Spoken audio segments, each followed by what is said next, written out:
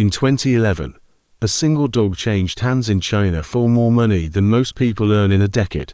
4 years later, dogs of the same breed were loaded into a truck and sold for about $5 a head.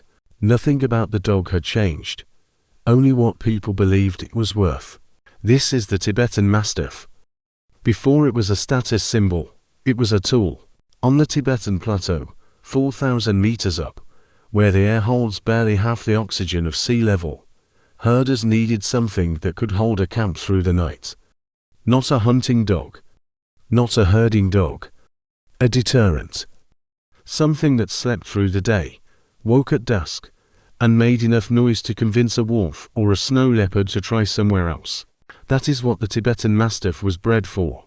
It guarded encampments, villages and monasteries, and despite the name it carries in English, it is not a Mastiff in the European sense at all. It is a landrace guardian, shaped by altitude and by function. Genetically, this dog is unremarkable.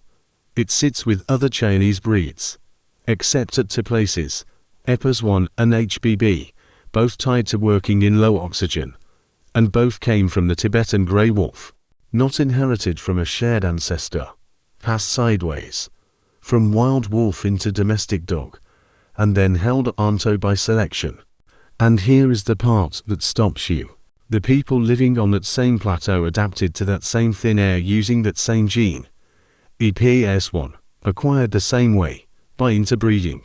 Marco Polo, passing through in the 13th century, described dogs in Tibet as large as donkeys. He was exaggerating, but he was writing about something real.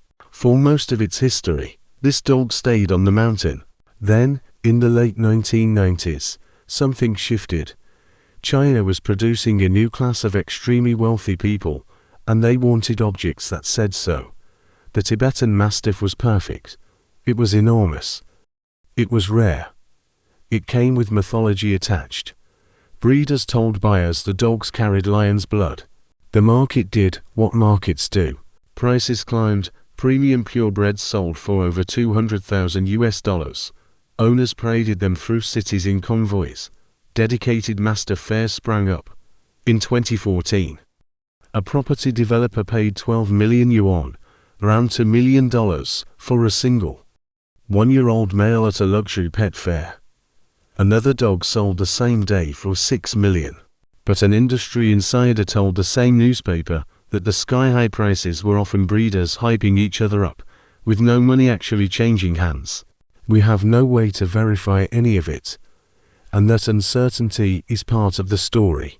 What is not in doubt is what the money did to the dogs. The center of the trade was Yushu. From around 2005, breeders there began tube-feeding dogs with cheese fluid and with steroids to build bulk.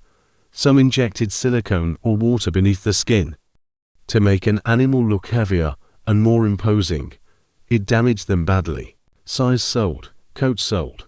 So breeders chased size and coat, crossing purebred mastiffs with other dogs to get bigger frames faster. A dog that a mountain had shaped over 24,000 years was being redesigned, in under a decade, by a sales floor. Bubbles end. From 2012, two forces hit the trade at once: a slowing Chinese economy, and a nationwide anti-corruption campaign that made conspicuous displays of wealth suddenly unwise. Around 2013, the Mastiff market collapsed. The fall was close to total. Dogs that had commanded 3 million yuan at the peak were selling for between 3,000 and 30,000. Roughly a third of breeders across the Tibetan region shut down. And then came the part the price charts do not show. Breeders offloaded their stock. The crossbred puppies went first, then the purebreds. In early 2015, the New York Times reported that around 20 Tibetan Mastiffs had been found packed into a truck, bound for a slaughterhouse in northeastern China, at roughly $5 a head. Thousands more were simply let go. One shelter was holding more than 600 stray Mastiffs, and needed at least 425 kilograms of flour a day to feed them. That county alone recorded over 8,000 stray dogs. By 2015, Lhasa, Tibet, was estimated to have 130,000. The plateau always had free-ranging dogs, The collapse added thousands of large, powerful guardians, and the ecosystem noticed.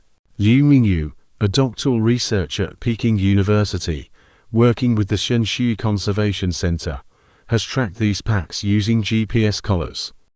Dogs have been photographed cornering a young brown bear. They have been recorded driving snow leopards away from their kills, competing directly with an endangered predator for the same prey. The monasteries fed and sheltered the dogs the market threw away.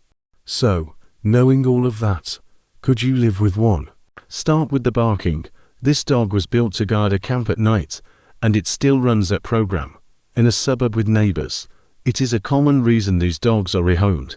This breed was bred to decide for itself. It will hear a command, consider it, and decline. It is territorial with strangers. It is strong enough that an unplanned pull becomes a genuine problem. And it is a determined escape artist. Fencing has to be built for it, not adapted for it. The coat blows heavily once a year, and that is a serious volume of hair. On health, hip and elbow dysplasia, hyperthyroidism and autoimmune thyroiditis, entropion and ectropion, and bloat, which is a life-threatening emergency in any deep-chested breed. The breed's most famous genetic condition, an inherited demyelinating neuropathy documented in the early 1980s, was traced to a single bloodline. It is not currently being reported in puppies anywhere in the world. That one is a rare piece of good news, and it happened because breeders acted on it. This is a magnificent animal. It is also a working guardian that a market briefly mistook for a luxury handbag, and it was the dogs who paid the bill.